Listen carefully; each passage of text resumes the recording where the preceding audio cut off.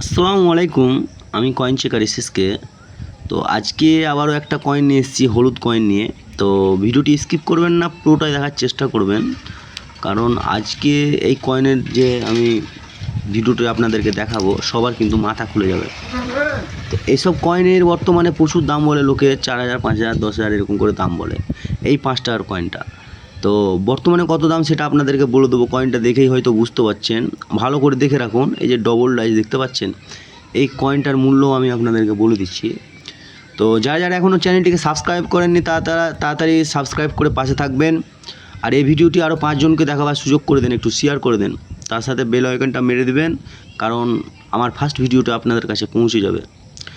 তো আর যদি কারো কাছে পুরনো কোনো কয়েন থেকে থাকে তো অবশ্যই কমেন্ট করবেন, আমি আপনাদের কয়েন কমেন্টের রিপ্লাই দেব।